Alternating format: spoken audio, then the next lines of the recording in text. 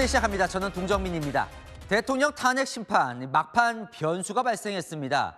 원래 오늘 8차 변론이 정해진 마지막 기일이었는데요.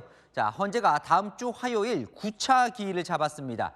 대통령 측이 한덕수 총리, 홍장원 전 1차장 등 증인 5명을 불러달라고 요청한 것도 내일 전원회의를 열고 채택 여부를 추가 논의합니다. 헌재의 결정에 따라 탄핵 심판 선고일이 정해질 전망입니다. 첫 소식 유준 기자입니다.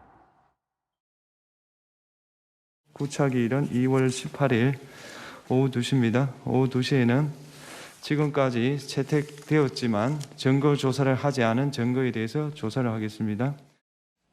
윤석열 대통령의 탄핵 심판 9차 변론 기일이 오는 18일로 잡혔습니다. 헌재는 이날 현재까지 채택된 증거에 대한 조사를 진행하고 국회와 대통령 양측이 각각 2시간씩 지금까지 나왔던 주장과 입증을 정리할 시간을 주겠다고 밝혔습니다. 내일은 추가 증인 채택 여부를 논의할 재판관 평의도 열기로 했습니다. 윤석열 대통령 측이 추가로 신청한 홍장원 전 국가정보원 1차장과 한덕수 국무총리 등 증인 5명을 심판정에 부를지를 결정하는 논의입니다. 윤 대통령 측은 증인 채택도 결정하기 전에 9차 변론 기일을 바로잡은 재판부에 항의했고 문영배 헌재소장 권한대행은 의미를 부여하지 말고 말 그대로 받아들이라고 했습니다. 화요일에 각 2시간씩 부여하신 의미가 그러면 그 증인 신청 평의에 대한 결과를 뭔가 어떤 방향을 이미 가지시고 하시는 것인지. 말 그대로입니다. 제 말을 자꾸 의미를 부여하지 마시고 이게 제가 진행하는 대본입니다. 이거 제가 쓴 게 아닙니다. 내일 재판부 평의에서 증인 추가 채택이 결정되면 최소 한두 차례 변론 기일이 추가됩니다. 반대로 채택 증인이 없으면 추가 기일 지정 없이 변론이 마무리될 가능성이 높습니다. 채널A 뉴스 유주은입니다. 오늘 8차 기일 윤 대통령 대리인단은 헌법재판소를 상대로 벼랑 끝 전술을 들고 나왔습니다. 선고 시기를 정해놓고 달리는 것 같다며 이런 상황이 계속되면 중대 결심을 하겠다고요. 그 중대 결심 뭘까요? 송정현 기자입니다. 윤석열 대통령 대리인단은 오늘 변론이 시작하자마자 헌법재판소를 강하게 비판했습니다. 탄핵 심판 선고 시기를 정해놓고 무리하게 달리기 하듯 재판을 빠르게 진행한다는 겁니다. 헌법재판소는 헌법재판소법을 비롯한 명문의 법률 규정들을 위반하여 재판을 진행하고 있으며 결론과 선고 시기를 정해놓고 달리는 것처럼 신속한 진행과 위법 불공정한 심리를 계속하고 있습니다. 윤 대통령 측은 헌재가 지난주 대통령 측의 한덕수 국무총리에 대한 증인 신청을 기각하고도 구체적 설명이 없었던 점에도 반발했습니다. 이번 비상계엄의 원인에 대해 누구보다 잘 알고 있습니다. 구체적 설명이 없기 때문에 어떻게 관련성이 떨어진다는 것인지 저희는 알 수는 없습니다. 지금 같은 상황이 계속되면 중대한 결심을 할 수밖에 없다고 선언했습니다. 정확하고도 정치적 중립성을 견지한 심리가 무엇보다도 중요하며 지금과 같은 심리가 계속된다면 대리인단은 중대한 결심을 할 수밖에 없다는 점을 말씀드립니다. 윤 대통령 대리인단은 한 총리를 다시 증인으로 신청하고 지난주 증언을 한 홍장원 전 국정원 1차장, 오늘 건강상 이유로 출석하지 않은 조지호 경찰청장도 다시 불러달라고 재판부에 요구했습니다.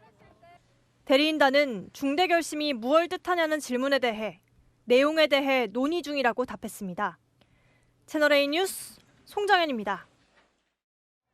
윤 대통령은 오늘 탄핵 심판에서 홍장원 전 국정원 1차장과의 계엄 전후 벌어진 일을 18분 동안 자세하게 언급했습니다. 딱 보니 술을 마셨더라며 계엄 당일 조태용 원장이 미국 가 있는 줄 착각을 하고 홍장원 전 차장과 통화한 게 대단히 안타깝다고 했습니다. 이기상 기자입니다. 조태용 국가정보원장 증인 신문이 끝나자 발언권을 얻은 윤석열 대통령. 비상계엄 당일 홍장원 전 국가정보원 1차장과의 통화 상황을 설명했습니다. 전화를 딱 받아보니까 홍장원 1차장 목소리가 저도 반주를 즐기는 편이기 때문에 딱 제가 보니까 벌써 술을 마셨어요. 원장 부재 중이신데 원 잘 챙겨라. 그리고 내가 이따가 우리 홍 차장한테 전화할 일이 있을지 모르겠다. 홍 전 차장이 술에 취해 대답을 제대로 못했다고 했습니다. 아마 취 중이어서 원장님 아직 서울 계십니다 이렇게 답을 해야 되는데 답이 없었어요. 홍 전 차장과 다시 통화한 것도 대답을 제대로 안 한 걸 지적하기 위해서라고 했습니다. 홍 전 차장은 대통령과의 이 두 번째 통화에서 싹 다 잡아들이라는 말을 들었다고 증언했는데 홍 전 차장이 술 취한 상태였던 걸 강조한 겁니다. 대통령은 홍 전 차장이 정치적 중립을 제대로 지키지 못했다는 지적도 했습니다. 홍 장관에 대한 해임 사유는 자세하게 말씀드리긴 어렵지만 하여튼 야권과 관련한 정치적 중립 문제가 심각하다는 말씀이었습니다. 대통령이 정치인 체포 지시 여부와 관련한 홍 전 차장 증언의 신빙성과 의도가 의심된다는 점을 직접 강조한 겁니다. 채널A 뉴스 이기상입니다. 오늘 증인으로 출석한 조태용 국정원장, 이 홍장원 전 차장의 정치인 체포 메모와 관련해 새로운 이야기를 했습니다. 알아보니 이 체포 메모의 버전이 4가지가 된다며 그 신빙성에 의문을 제기했습니다. 장호린 기자입니다. 홍장원 전 국가정보원 1차장은 탄핵심판 5차 변론의 증인으로 나와 여인영 전 방첩사령관이 불러준 이른바 체포 대상자 메모가 두 종류라는 취지로 증언했습니다. 제가 막 쓴 메모를 보고 제 보좌관이 정서로 옮겨 적은 거고 요 밑에 막 흘려 써 있는 부분은 제 그 메모에다가 추가로 제가 그 위에 덧붙여서 메모를 해놓은 겁니다. 오늘 증인으로 나온 조태용 국정원장은 메모는 4종류였다고 반박했습니다. 홍 전 차장이 언급한 2가지 메모 외에도 홍 전 차장이 보좌관을 불러 기억나는 대로 적어보라고 해 적은 또 다른 메모가 있다고 한 겁니다. 홍장원 차장이 그 보좌관에게, 같은 보좌관에게 네가 좀 기억나는 대로 해가지고 다시 한번 써서 달라고 했다고 합니다. 그래서 보좌관은 사실은 가지고 있는 게 없고 하기 때문에 자기 기억을 더듬어서 그 메모를 하나 더 썼다고 합니다. 자기가 파란 펜으로 그 사람 이름만 쭉 썼다는 겁니다. 동그라미나 방첩사 같은 추가로 쓰여진 문구들은 보좌관에게 물어본 결과 자신이 쓴 게 아니라고 부인했다면서 다시 변형됐을 가능성을 제기했습니다. 거기 무슨 동그라미가 쳐져 있다든지 아니면 무슨 잘 안 보입니다만 방첩사 뭐라고 써 있다 이런 메모들, 이런 가필이라고 할까요? 이 가필한 부분은 자기가 하지 않았다 하는 겁니다. 그래서 문구가 추가된 배경도 명확하지 않다는 건데 조 원장은 메모 정확도나 신뢰성을 따져볼 필요가 있다고 주장했습니다. 채널A 뉴스 장호림입니다. 조태용 원장은 홍장원 전 차장의 체포 명단 메모가 작성된 장소도 공터라고 했던 홍 전 차장의 진술에 의구심을 표했습니다. CCTV를 보니 그 시각 홍 전 차장은 청사 안에 있었다는 겁니다. 최재원 기자입니다. 홍장원 전 국가정보원 1차장은 비상계엄 당일 여인영 전 방첩사령관이 전화로 불러준 이른바 체포대상자 명단을 관사 앞 공터에서 메모했다고 주장했습니다. 당시 구청원장 관사 입구에 있는 공터였기 때문에 서서 제 포켓에 있던 메모지에다 막 적었었습니다. 오늘 조태용 국정원장은 당시 CCTV를 확인한 결과 홍 전 차장은 그 시간에 관사 앞 공터가 아닌 청사 사무실에 있었다고 반박했습니다. 확인을 해보니까 11시 6분이면 홍장원 차장은 거기가 아니고 그 청사에 있는 본인 사무실에 있었습니다. CCTV로 확인을 했습니다. 홍 전 차장이 진술한 메모 작성 시간과 장소가 일치하지 않는 걸 지적한 겁니다. 홍 전 차장이 과거 정치권에 인사청탁을 한 정황을 들은 적도 있다고 말했습니다. 어느 야당 의원께서 홍장원 차장을 지목하면서 내가 국정원에 있을 때 유력한 사람을 통해서 7차례 나한테 인사청탁을 하지 않았느냐라고 말을 했습니다. 윤석열 대통령도 직접 발언 기회를 얻어 조태용 원장이 신뢰할 수 없다고 해 홍 전 차장을 경질한 거라고 설명했습니다. 원장님이 쓰는 사람인데 원장님이 그렇게 신뢰를 못하겠다 하면 인사조치 하십시오. 그리고 후임자는 누가 좋은지 생각해서 알려주십시오. 홍 전 차장은 비상계엄 사흘 뒤인 지난해 12월 6일 보직에서 해임됐습니다. 채널A 뉴스 최재원입니다. 조태용 원장 비상계엄 당일 홍장원 전 차장에게 이 말은 들었다고 합니다. 이재명, 한동훈을 오늘 밤에 잡으러 다닐지 모르겠다고요. 헌법재판관의 질문이 이어졌습니다. 김정근 기자입니다. 국회 대리인단의 질문에 답하던 조태용 국가정보원장. 비상계엄 당시 홍장원 전 1차장에게 이런 말을 들었다고 밝혔습니다. 방첩사가 잡으러 갈 것 같다는 얘기를 하지는 않았습니다. 이재명, 한동훈을 오늘 밤에 잡으러 다닐지 모르겠습니다. 라는 취지의 말이 있었습니다. 하지만 두 사람을 잡으러 다니는 주체가 방첩사라는 말은 없었단 취지로 증언했습니다. 홍 전 차장 말이 뜬구름 같은 얘기처럼 느껴졌다고도 했습니다. 저는 어떻게 보면 밖에서 생각할 수 있는 좀 뜬구름 같은 얘기를 지금 한다고 느꼈습니다. 네, 알겠습니다. 제가 알아듣게 보고를 해줬으면 참 좋았을 거라고 생각합니다. 헌법재판관은 그런 말을 들은 뒤 조 원장이 보인 태도에 대해 질문을 집중했습니다. 주간선대로 쭉 이렇게 놓고 보면은 지금 이 홍장원 차장이 그렇게 한가하게 증인에게 얘기했을 것 같지가 않아서 그 증인이 들은 내용이 그냥 정말로 그냥 증인이 이렇게 듣고 나서도 이렇게 그냥 뭐 내일 얘기합시다라고 할 정도로 그 정도로밖에 얘기를 안 했나요? 그 재판관님, 제가 이 부분을 아주 정확하게 기억하고 말씀을 드립니다. 제가 진실대로 제 기억대로 그대로 말씀드린다는 말씀을 드리고, 여야 대표를 잡으러 다닐지도 모른다는 직속 참모의 말을 듣고도 내일 얘기하자고 했다는 조 원장 반응에 의구심을 나타낸 겁니다. 채널A 뉴스 김정근입니다. 오늘 증인으로는 계엄 당일 국회를 봉쇄한 김봉식 전 서울경찰청장도 나왔습니다. 김 전 청장, 이 대통령으로부터 체포 지시를 받은 적이 없다며 계엄 당일 저녁 대통령과 삼청동 안가 회동 당시 상황도 증언했습니다. 자세한 내용은 김세인 기자가 이어갑니다. 김봉식 전 서울경찰청장은 계엄 직전 삼청동 안가회동에서 윤석열 대통령이 질서 유지를 강조했다고 말했습니다. 이제 질서 유지에 대해서 강조하신 걸로 그런 기억이 납니다. 대통령도 이 회동이 국회 외부 경비를 부탁하기 위해 김 전 청장과 조지호 전 경찰청장을 김용현 당시 국방장관과 만나게 한 거라고 밝혔습니다. 국방장관이 국회 그 외부 경비를 위해서 경찰에게 이제 부탁을 직접 하는 게 맞겠다 해서 그날 그 자리가 만들어져서 두 분이 이제 오셨던 것 같고. 윤 대통령은 김용현 전 장관과 두 청장이 경찰 배치를 논의했다고도 했습니다.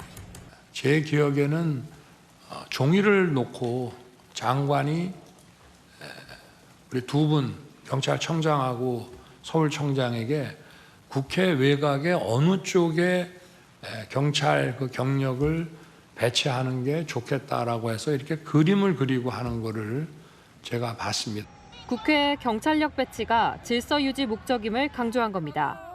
비상계엄 포고령이 발표 후 국회를 봉쇄한 건 상급청의 요청이었고 법률 검토를 마쳤다고 생각해 따랐다고 밝혔습니다.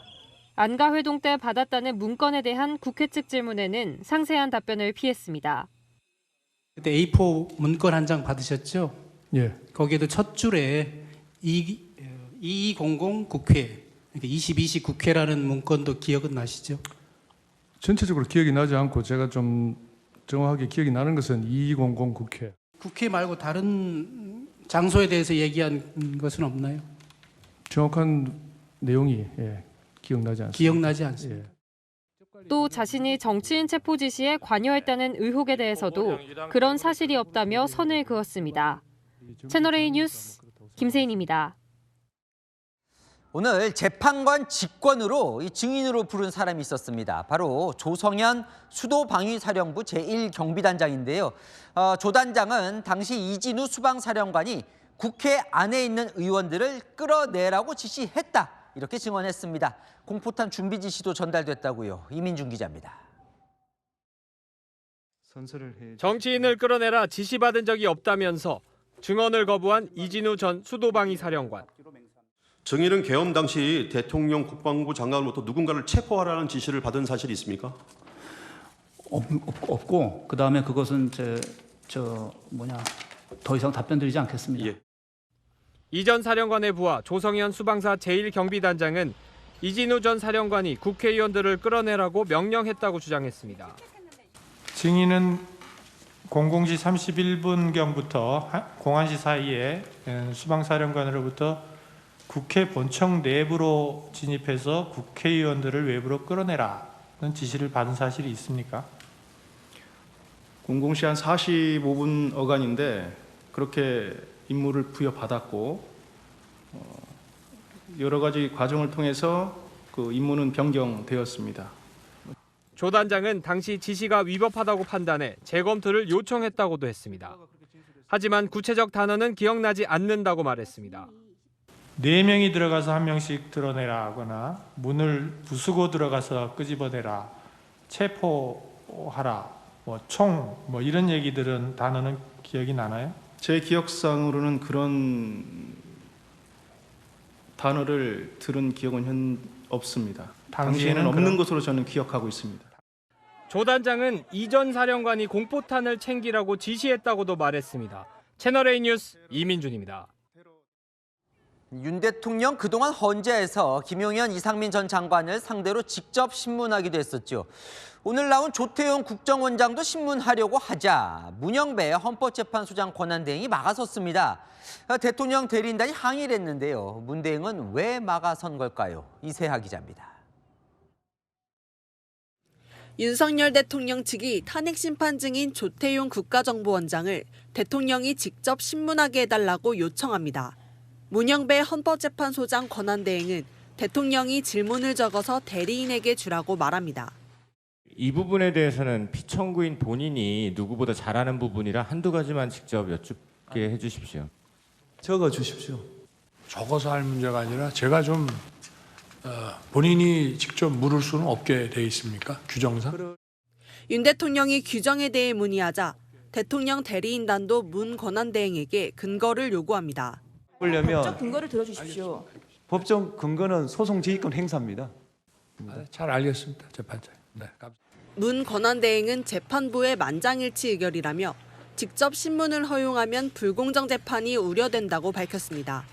피청구인의 지위가 국정 최고 책임자이기 때문에 그 산하에 있는 정인들에게는 영향력을 행사할 수 있다. 그래서 직접 신문보다는 대리인을 통해서 하는 게 좋겠다라고 저희들이 만장일치로 의결한 거고.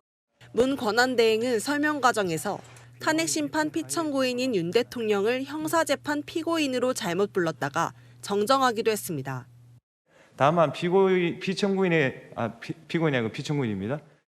앞서 윤 대통령은 지난달 23일 김용현 전 국방장관을 직접 신문했습니다. 하지만 지난 11일에는 이상민 전 행정안전부 장관에게 직접 질문을 하려다 문 권한대행의 제지를 받았습니다. 채널A 뉴스 이세아입니다. 문영배 헌법재판소장 권한대행이 가입된 고등학교 동창 온라인 카페에 음란물이 공유됐다는 의혹이 제기됐는데요. 헌재가 카페가 해킹됐을 가능성을 제기하며 경찰에 수사를 요청했습니다. 권경문 기자입니다. 문영배 헌법재판소장 권한대행이 나온 고등학교 동문회 인터넷 카페입니다. 이곳 유머방 게시판에 카페 멤버가 다수의 음란성 게시물을 올렸다는 의혹이 제기됐습니다. 문 권한대행이 이 카페 멤버라는 주장이 제기됐고 문 대행이 음란물 유포를 방관했다는 의혹이 제기됐습니다. 배현진 국민의힘 의원도 방조 의혹을 제기하며 어제 SNS에 현직 대통령 탄핵 심리를 변태적 이중인격자에게 맡길 수는 없다고 했습니다. 한 시민단체는 이 카페에 2009년부터 2021년까지 2,000건 이상의 음란물이 게시돼 있다며 문 권한대행을 아동청소년법 위반으로 고발했다고 밝혔습니다. 결국 문 권한대행도 대응에 나섰습니다. 헌재 공보관실을 통해 해당 카페는 동창 카페로 경찰이 적극 수사해달라며 카페 해킹에 대한 철저한 수사가 필요하다고 밝혔습니다. 경찰은 이미 112 신고가 접수돼 서울경찰청 사이버수사대에 사건을 넘기고 입건 전 조사에 착수했습니다. 서울경찰청 관계자는 음란물이나 성착취물이 유포된 것이 맞는지, 해킹된 것이 맞는지부터 파악할 계획이라고 밝혔습니다. 경찰은 최근 문 권한대행의 휴대전화로 비난 문구 등이 담긴 문자폭탄이 쏟아진 사건도 함께 들여다볼 방침입니다. 채널A 뉴스 권경문입니다. 탄핵 심판이 막바지에 이르면서 여야의 헌재 압박 수위도 올라가고 있습니다. 국민의힘은 문영배 헌재소장 권한대행 탄핵안을 발의했고 헌재 폐지 이야기까지 꺼냈습니다. 민주당은 파면 증거가 넘친다며 신속한 결론을 주문했습니다. 최승현 기자입니다. 국민의힘은 헌법재판소 폐지론까지 꺼내들었습니다.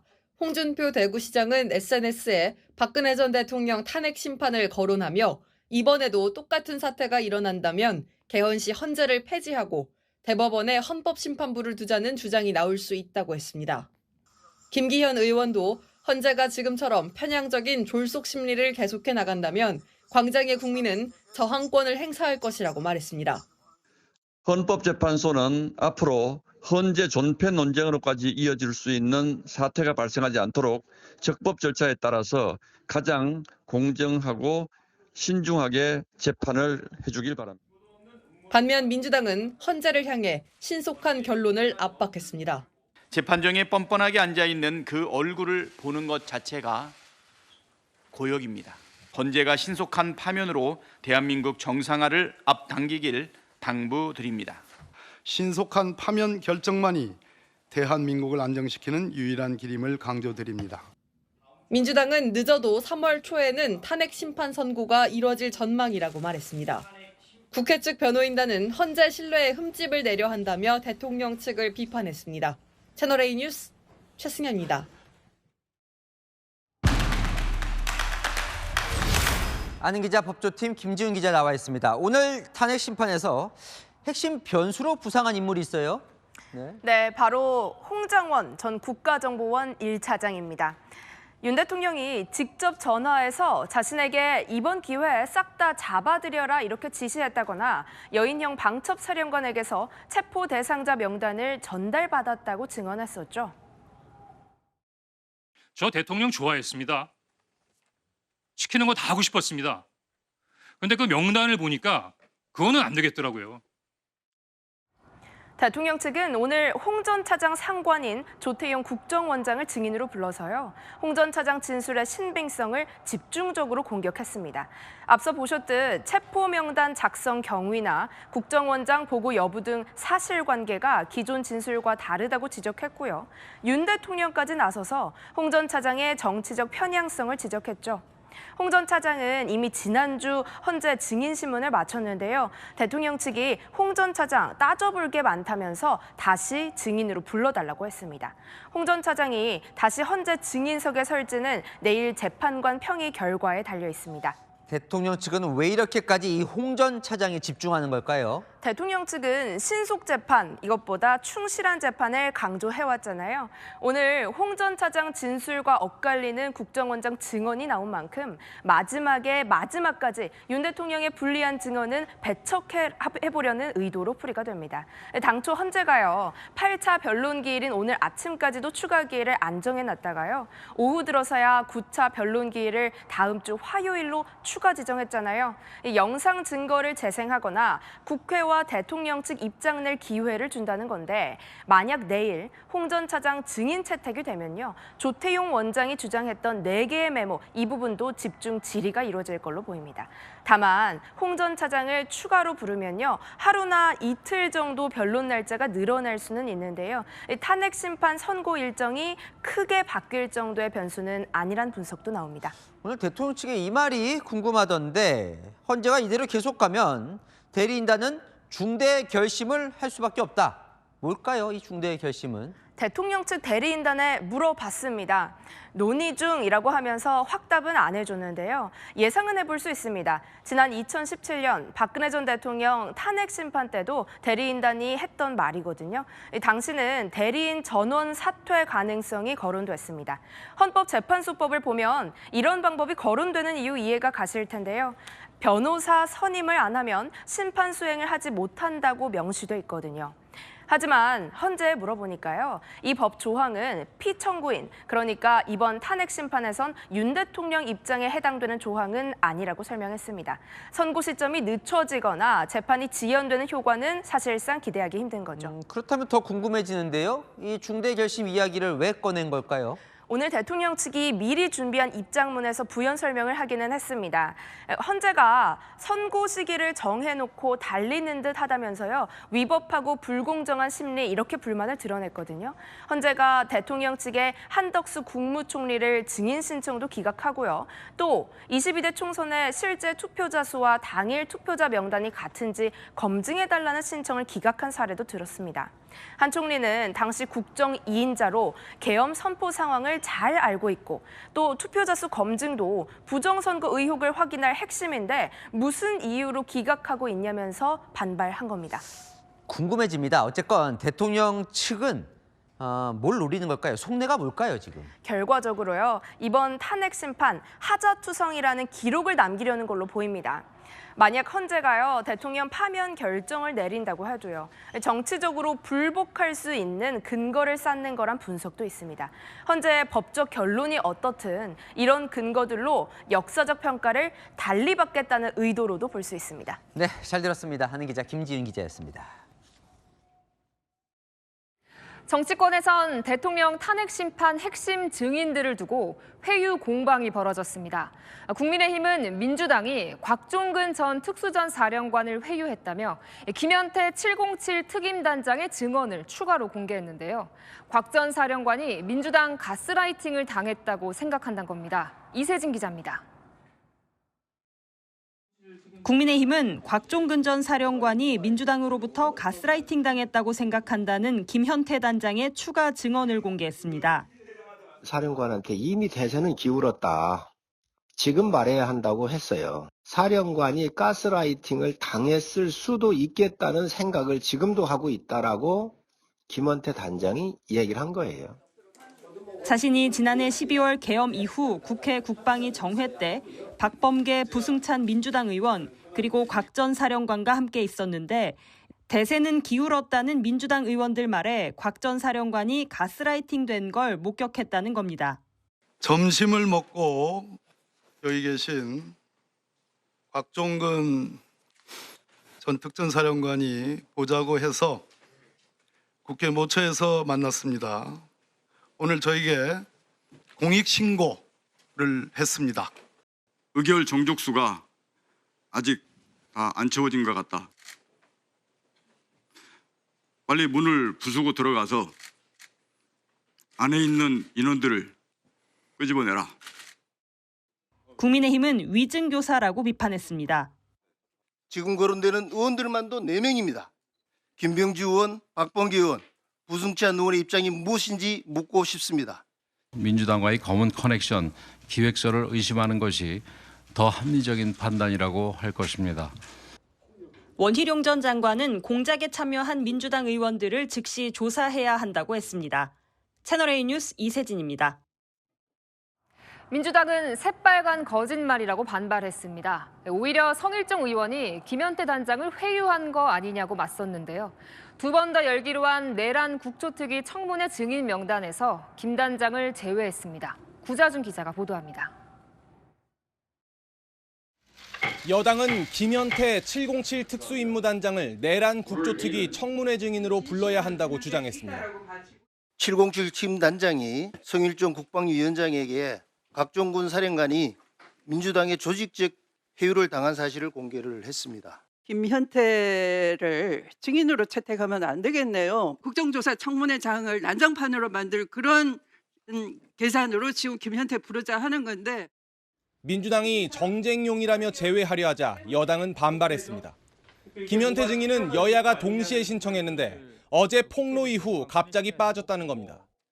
왜 김현태 특임단장만 쏙 빼죠? 그러니까 이게 뭐가 찔려서 이런 거 아니냐는 생각이 드는 것이고 심지어 본인들이 신청했던 증인까지 철회하는 수가 있습니까? 결국 야당 단독으로 김 단장과 곽종근 전 특수전사령관을 제외한 증인 136명을 채택했습니다.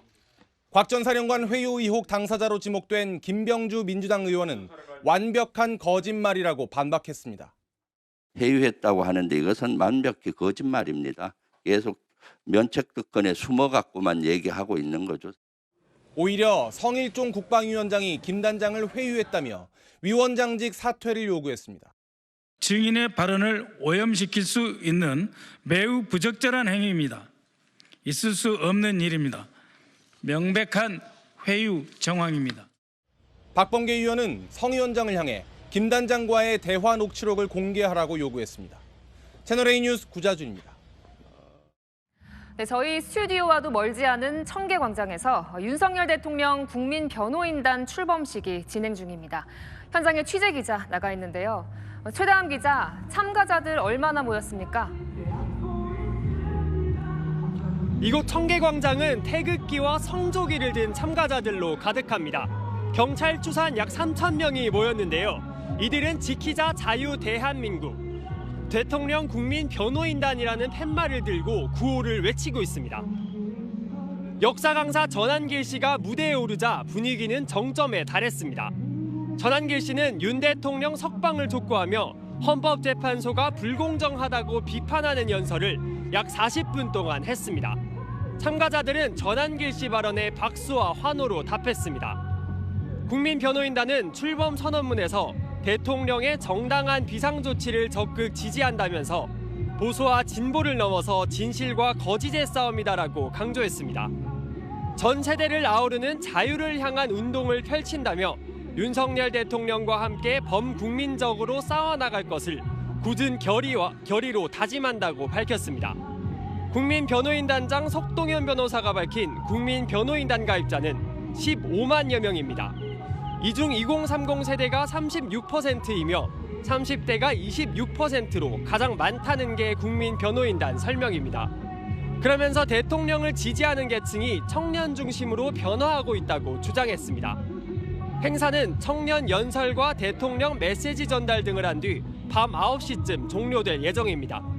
윤석열 대통령 국민변호인단은 탄핵 재판이 진행되는 매주 목요일마다 서울 광화문에서 집회를 열 계획입니다. 지금까지 청계광장에서 전해드렸습니다. 네, 고 김하늘 양 사망 사건 보도로 이어갑니다. 사건이 있던 날 오전 가해 교사는 학교로부터 내일부터 출근하지 말라는 말을 들었다고 합니다. 이 조치 바로 이뤄졌다면 어땠을까 하는 안타까움이 큰데요.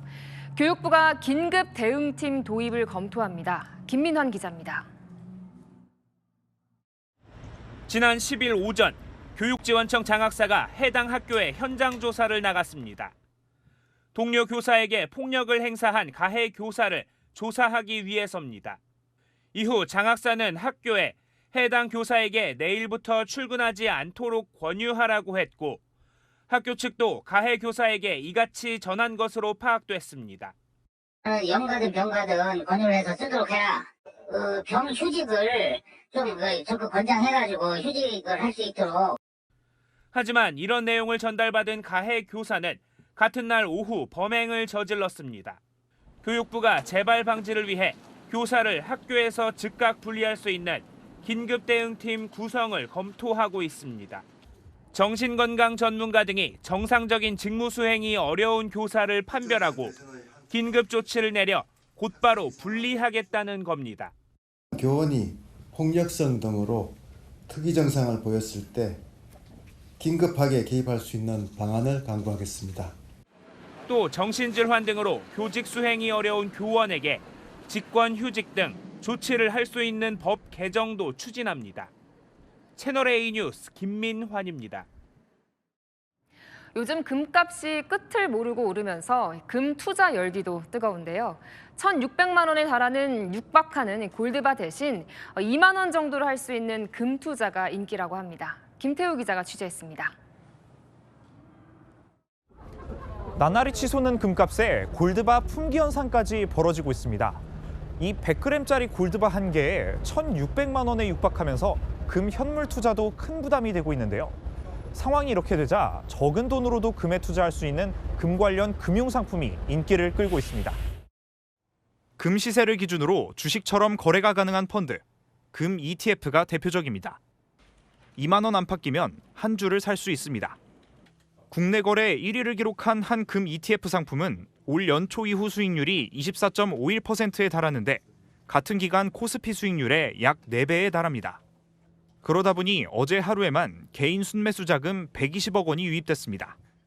한 달 정도 됐는데요. 한 200만 원 넣었었거든요. 최근에 급격히 올라서 20% 정도 이득을 봤는데 지금은 더 못 넣고 있는 상황이 너무 올라가지고 금 투자 수요가 많아지자 온누리 상품권을 이용한 금 사재기 현상도 벌어지고 있습니다. 최대 15%까지 할인된 가격으로 온누리 상품권을 산 뒤 전통시장 인근 금은방에서 상품권으로 금 상품을 사들이는 겁니다. 반지 같은 거 잘 안 사가고 투자 목적으로 정이랑 골드 따로 많이 사갖고 가세요.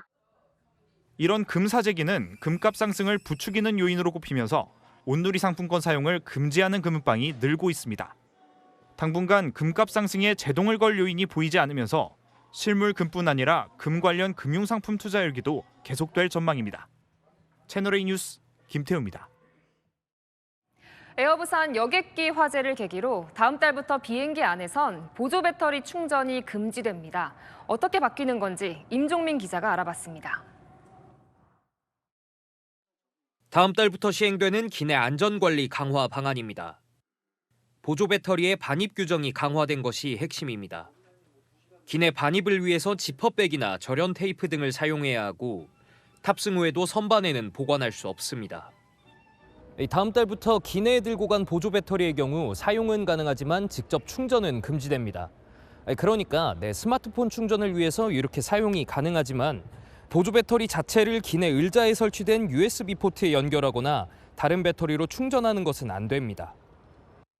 보조 배터리와 함께 화재 가능성이 있는 전자담배 또한 선반 보관이 금지됩니다. 이딴 비행기 사고에 불안을 호소하던 시민들은 이 같은 규정 강화로 조금이나마 마음이 놓인다는 반응입니다. 그것처럼 안전사고에 유의해야 되는 부분이 있다면 적응을 해야 되지 않을까. 귀찮더라도 좀 다 같이 살기 위해서.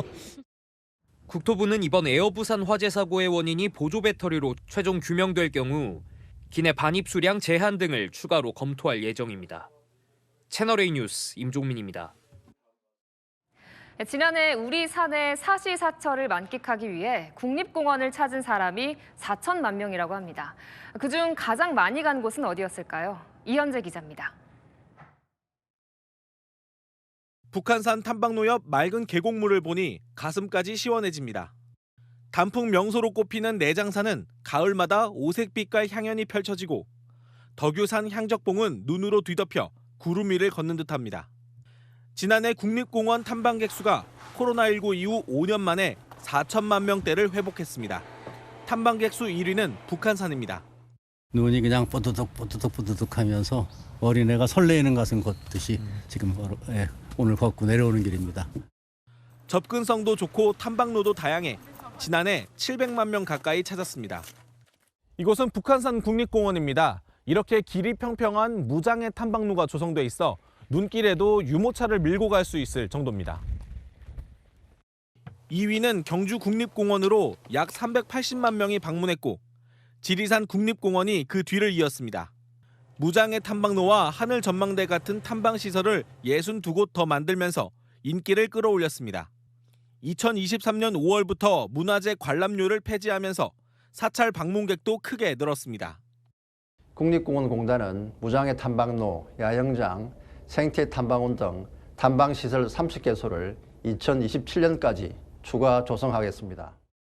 외국인 안내 확대 등까지 더해 2030년 탐방객 5천만 시대를 열겠다는 계획입니다. 채널A 뉴스 이현재입니다. 네, 백화점 문화센터 같은 이곳 경로당입니다. 인생을 즐기기 위해 시간과 돈을 아끼지 않는 뉴 시니어 세대에 맞게 바뀌고 있는 건데요. 강태현 기자가 현장 카메라에 담아봤습니다. 뉴 시니어족에 맞춰 경로당이 변신 중입니다. 스포츠 시설로 탈바꿈한 새 경로당 현장부터 가보겠습니다. 어르신들이 삼삼오오 모여 파크 골프를 즐깁니다. 풀컵에 공이 들어갈 때마다 환호성이 터져나옵니다. 나이스! 지난해 12월 30년 넘은 경로당을 스크린 파크 골프장으로 개조했습니다. 열심히 걷고 골프 치고 그렇게 하다 보니까 다리 아프고 허리 아프고 이런 게 거의 다 났어요. 기존 경로당 회원은 20명 남짓이었지만 지금은 하루 방문객이 20명 이상일 정도로 인기가 높습니다. 접수하는 날, 당일날 거의 한 달 부분이 다 하루 만에 끝났습니다. 베이비붐 세대인 뉴 시니어는 기존 노년층과는 다릅니다.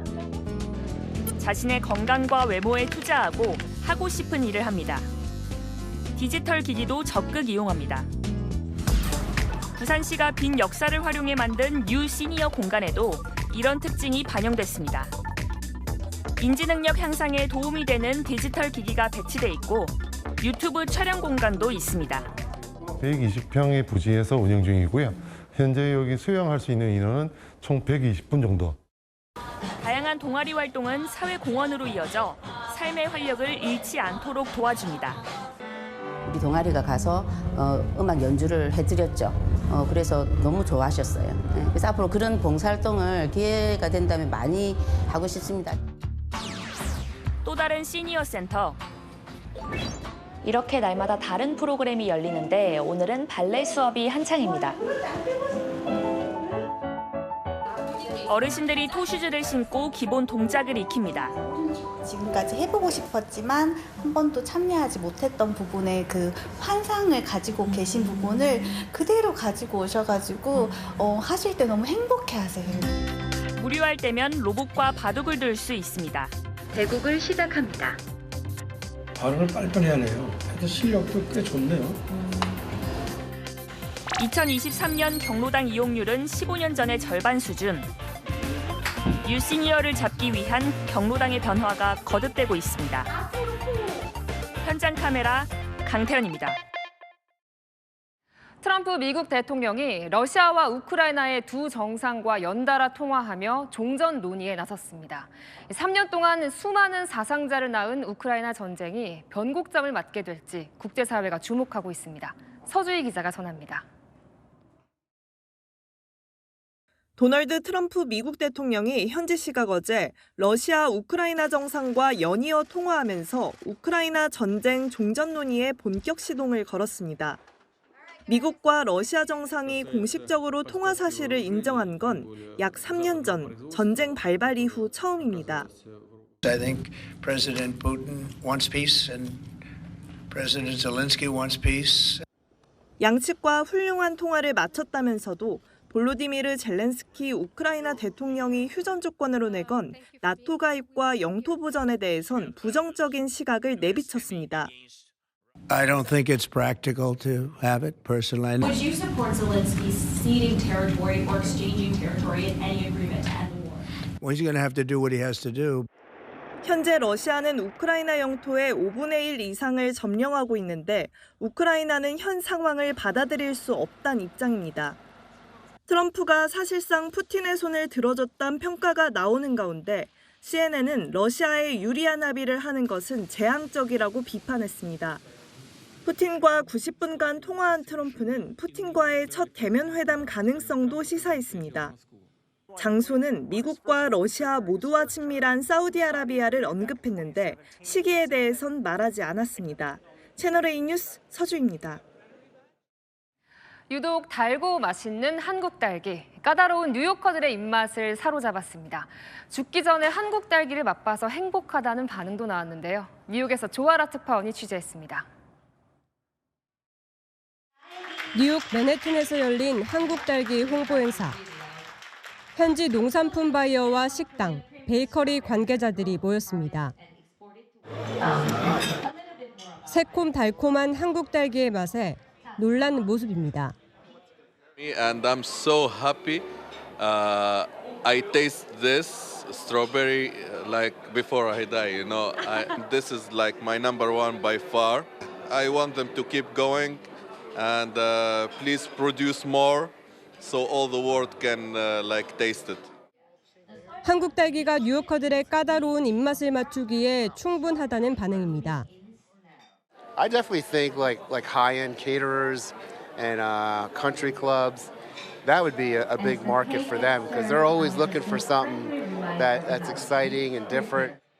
주로 동남아시아에 수출됐던 한국 딸기는 최근 세계적인 K-푸드 인기에 힘입어 미국, 중동 등으로 판로를 넓히고 있습니다. 한국 딸기의 경쟁력을 높이기 위해 이 일반 딸기보다 더 크고 비타민도 많은 신품종도 개발되고 있습니다. 다른 딸기보다 비타민C가 30% 더 많은 신품종도 나왔습니다. 신품종은 계속해서 개발되고 있고요. 지금도 재배가 되고 있는 품종이 20개 품종이 넘습니다. 다만 한국 딸기가 미국에서 확실한 성공을 거두기 위해 비싼 유통 비용을 낮춰야 하는 과제가 남아 있습니다. 뉴욕에서 채널A 뉴스 조아라입니다. 이재명 민주당 대표가 그동안 본인을 비판해온 김경수 전 경남지사와 만났습니다.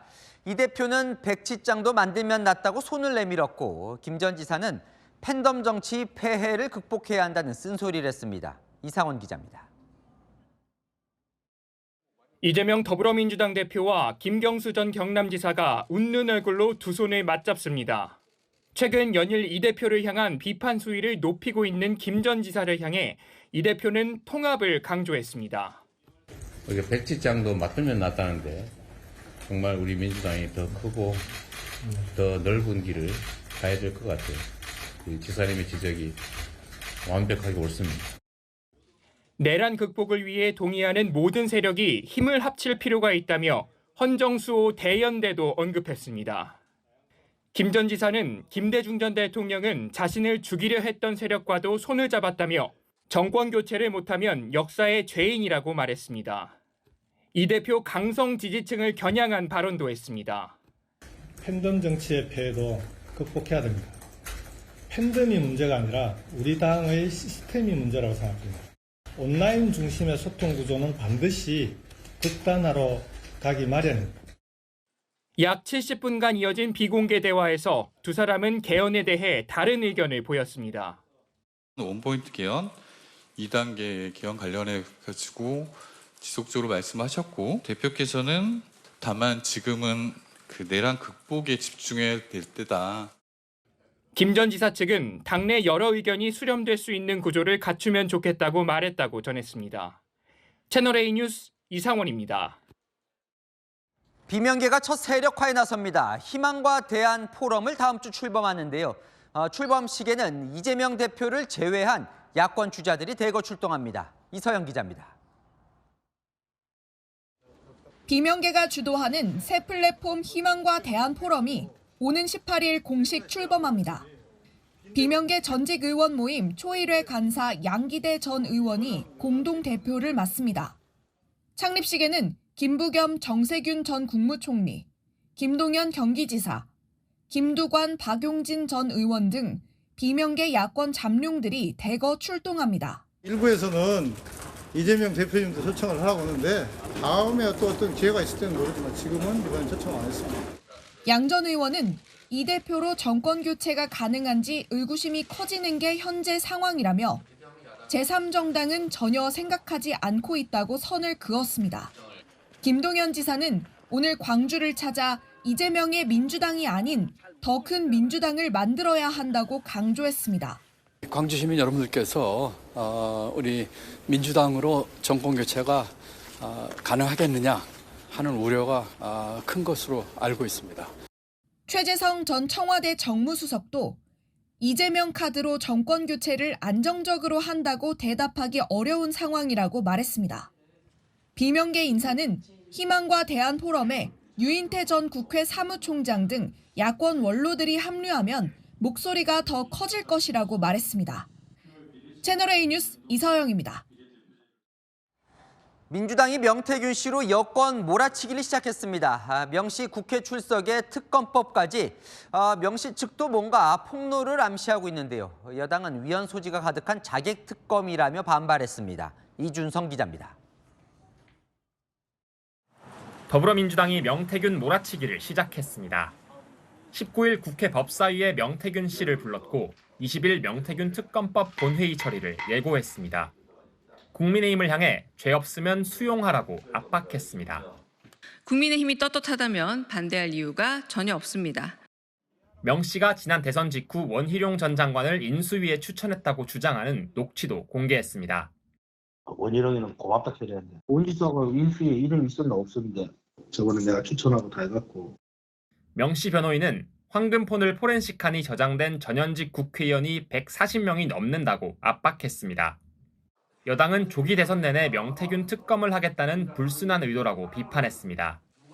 수사 범위와 대상을 무제한으로 넓혀서 여권 전체를 초토화시키겠다는 여당의 목숨줄을 노리는 자객 특검입니다.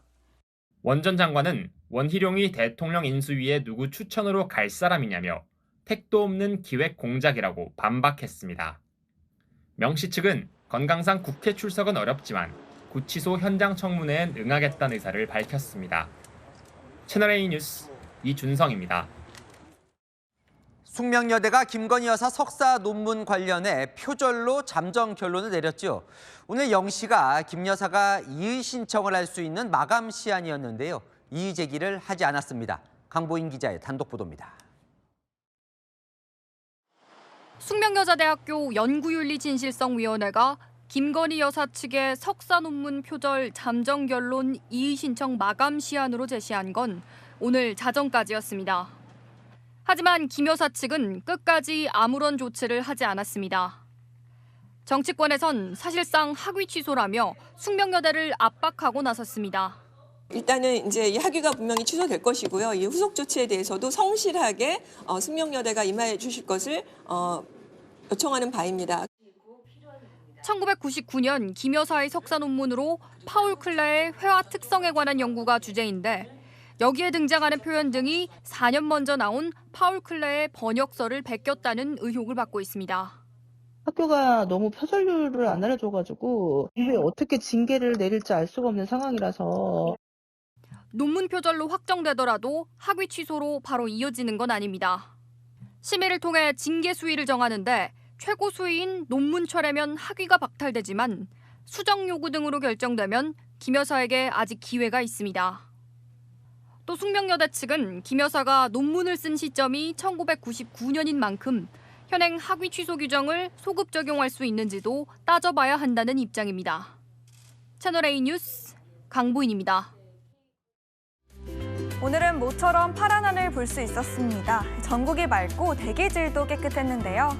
내일도 전국 하늘 맑게 드러나겠고요. 온화한 서풍이 유입되며 기온이 크게 오릅니다. 서울 최고 10도로 두 자릿수까지 올라섭니다. 내일 지역별 아침 기온입니다. 서울 영하 1도, 강릉 2도로 평년보다 높겠고요. 아직 빙판길이 남아있어서 운전 조심해야겠습니다. 한낮에는 마치 초봄처럼 포근합니다. 청주와 대전 11도가 예상되고요. 남부지방은 부산과 대구 등 12도까지 오르는 곳이 많겠습니다. 주말까지는 온화한 날들이 이어지겠고요. 다음 주에는 날이 다시 추워집니다. 수요일 서울의 아침 기온 영하 6도까지 떨어질 전망입니다. 날씨였습니다. 여야정 국정협의체가 오는 20일 첫 회의를 엽니다. 추경 편성, 반도체 특별법, 연금개혁, 세수 결손, 트럼프 관세 폭탄. 논의할 게 산더미입니다. 이번 주 연다더니 이미 늦었지만 더 이상은 정말 머뭇거릴 시간이 없습니다. 마침표 찍겠습니다. 만시지탄 안 된다. 뉴스에 마칩니다. 감사합니다.